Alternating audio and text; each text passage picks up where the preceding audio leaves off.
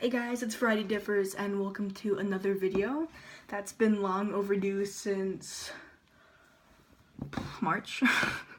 I'm horrible, like seriously, I need better time management skills. It's like 11:30 at night and I'm here filming videos because I have no time management skills. So I've had this, I told you about this in the procrastination video, that my phone would literally not upload my phone, my computer, like my everything would not upload my March recommendations, and then I hadn't even filmed in April because of it, so I said I was gonna combine the two and do one together, but most of them are just March because I couldn't remember what happened in April and I wasn't collecting anything over the month. But this video has been overdue since March and then since April, and then I said I was gonna do it in the second or first week of May, and I was gonna do it on the 18th, which was the third week, and then I've been holding that off until today, which is the 31st.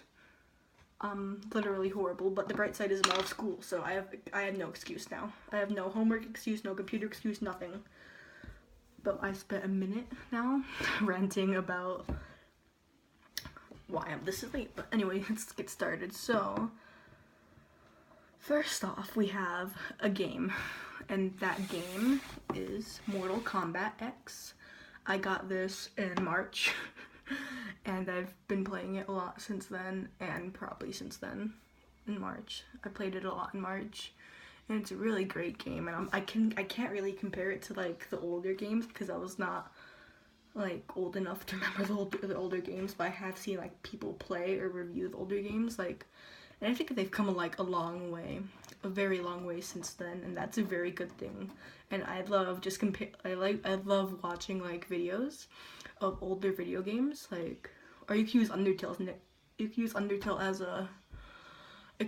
an example because it's 8-bit, and like a lot of games when they first came out were 8-bit, so it's cool.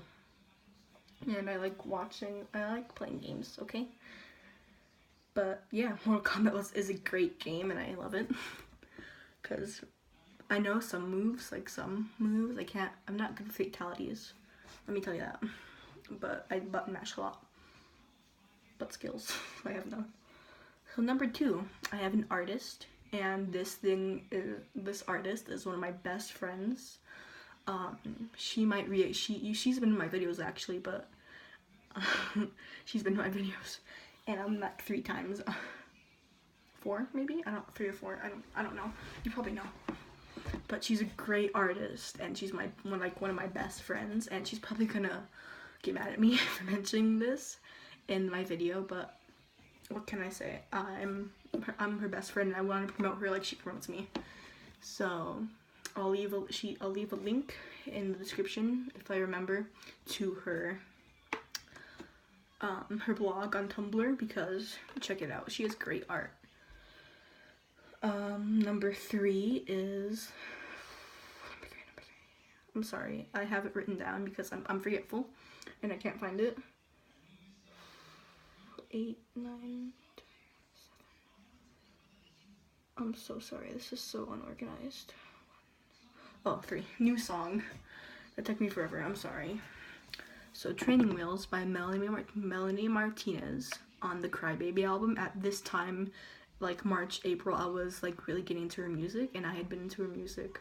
I had dabbled, like, if you go back on my timeline of music, I was into, like, I heard Pity Party and Dollhouse at the same time, and I have them on my phone. I downloaded them, and that would have been 2015, summer of 2015, so a year ago, as of maybe July. A year ago of July, I've been into her, but not as into her as I am now. Like, I know almost all of her songs on her album, and her album is great. Great segue, because that's the next thing, is album, and the next album is hers, Crybaby by Melanie Martinez, in case you didn't pick it up. But I love this album to death, and I can't wait until I own it because it's such a great album, and that would make, what, 40 albums I own? Like, seriously, I need to stop. yeah, I'm trying not to make this too long, Jesus. Number 5 are old songs, and I have 3. First up is I Miss You by Blink-182, and I adore this song so much. I absolutely adore this song, and it's beautiful. Like, go listen to it. And if I could, I would do like a cover of it, but I don't want to. And I don't think my channel's for that, but I absolutely adore this song. And the piano, like, towards the end, I think, or I'm not sure if it plays up through the entire song, because I have not listened to it in ages, since like March. Literally, I'm a horrible person, but I love it to death. Go listen to it. It's great. Next, we have Pumped Up Kicks by Foster the People, and no matter how dark this song is, no matter how dark the lyrics are, I still love it, because this reminds me of the beginning of my music addiction, which would have been 2014 when I started with Sweater Weather and By the Neighborhood, which is actually the next song. Even though it's not that old, it has a special place in my heart, and it's old to me, and I love it to death. I love it, that's all I can say. And I like songs for lyrics. I haven't mentioned that. I like them for lyrics because the lyrics can be deep and they can mean a lot of things. Sometimes like not that. It's just the beat, or I just absolutely adore the artist that's making it. So I love music. So Sweater Weather was one of the first songs that got me into music back in 2014 in the summer. That's the only thing I listened to on repeat, like 24/7 on the flight to my vacation, to bed. I listened to that song to bed with headphones in. I think I listened to it in the shower, like just on repeat. It was one of my favorite songs, and it still is to this day. Like, I just recently got... Like, I had been into Flawless at that time too, and I just recently got like their entire album for Christmas, like last year, Christmas 2015, and it's beautiful. And if you're wondering if I listened to like the Wiped Out, their next album, I have, and it's fabulous, but that's a story for a different time. For the next video, the next recommendations, because I'm gonna film that today. Or tomorrow, because it's technically like gonna be midnight by the time I'm done with this. I'm ranting. Anyway, so number 6 on our list is, oh my god, I'm horrible. Okay, I think number 6 would be Book, and at that time I had just read Magnus Chase and the Sword of Summer, and it was great. I did a book review on it, and I absolutely adore the book. Like, I have it over there in my room, which is where I'm filming right now, but I love this book to death, wholeheartedly to death, and it's great. Much like Rick Riordan, I love all of his books, and I'm excited for the rest of Trials of Apollo, but that's a story for a different time. Skipping. Next. Number 8 would have been Things That Give Me Nostalgia, Pumped Up Kicks, because that reminds me of the beginning of my music obsession. I heard it on the radio like 3, Cardiac Arrest, 4, Cardiac Arrest, Swing Life Away, Sweater Weather, and then Pumped Up Kicks, all simultaneously. Not exactly in that order because I can't remember, but I absolutely adore these songs because they just bring me back so much to like summer 2014 of like late May all the way to August, because these songs were the start of my musical career. Because after that, in 2015, I listened to Fall Out Boy, I listened to Panic! At Disco, I got into MCR, I got into so many bands, and it all stemmed down from those 4 songs, and there's nothing else I can say about it. I just absolutely adore it. So another thing that gives me nostalgia is Centuries by Fall Out Boy, because this was the song that got me into them. No matter like whether or not it's my favorite song, it's up there, but it's not one of my favorite songs. But it still brings me back so much, because this was the song that got me into them. I heard it on the radio like 8 times in one day, and my friend and I, she was on this channel too, my friend and I, we had a debate about whether this was actually this came out in 2015, and I was like, yes, it came out in 2015 because I know my music. And that song got me into Fall Out Boy, and that was that album, American Beauty, American Psycho, is my first album by them that I own, and I'm in love with it. It's one of my favorites, like number 2. But yeah, I absolutely adore that. And then another thing that gives me nostalgia is the Percy Jackson, the Olympian series, especially the first book, because oh my god, that was my first fandom and my first obsession and my first thing on a long list, and I don't know where I would be without it. I probably wouldn't be the same person I am now without that book. And I hate to say this, but without the movie, because the movie got me into the book. I watched the movie first, and I'm against that now by so much, because that was the start of when I decided read the book first and then watch the movie, because the movie was trash. Read the book, and then if you want to watch the movie, but honestly don't, like, it cuts off after the second.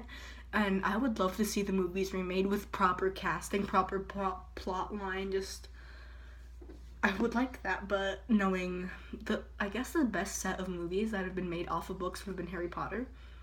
No matter how much like Order of the Phoenix kind of splanked on the book, but that was a huge book. Let's get this clear. That was a huge book, like 600 pages. 700? I don't know. It was thick. Next we have number 9, A Thing in Space. And let me tell you one thing right here. No matter what people say, I will always believe that Pluto is a planet, because it was a planet for 70 years, so why stop after 70 years? That's 7 decades that people believed, like 7 decades of people probably believe that this planet, this dwarf planet is this clump of rock in space is a planet, and now it's devoted to a dwarf planet, which I guess is still a planet, but planet. I still think it's a planet, because I guess the orbit, I don't know. I believe it's a planet just because of that reason, because it was 70 years. Come on. Don't revoke a planet status after 70 years. Number 10. A Place on Earth was Antelope Canyon, Arizona, and I can't remember what this looked like. It looked really pretty. I remember that much. It was like rocks and stuff, obviously. It was rocks, and I think the colors were really pretty. That's what made me like write this down, because it's so pretty.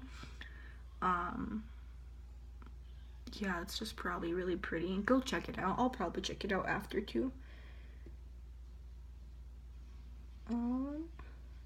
Number 11 is, this is the last one.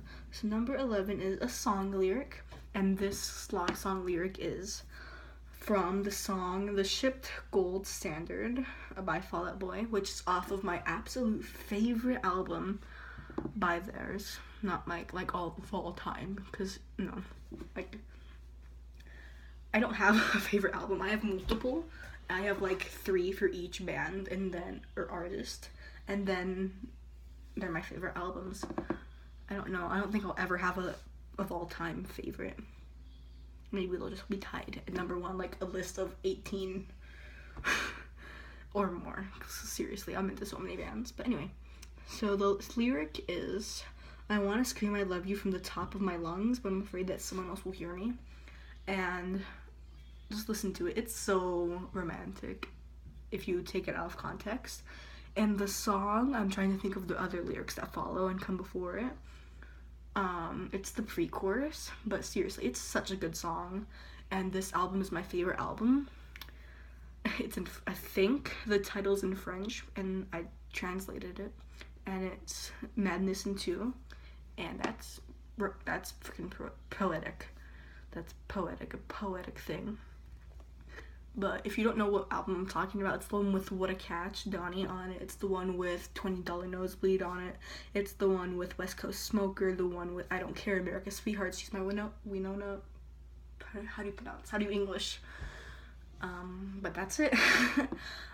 This has been March recommendations and April recommendations, and I have been VarietyDiffers. Like if you want, comment if you want, subscribe. I don't care. This has been VarietyDiffers. Bye.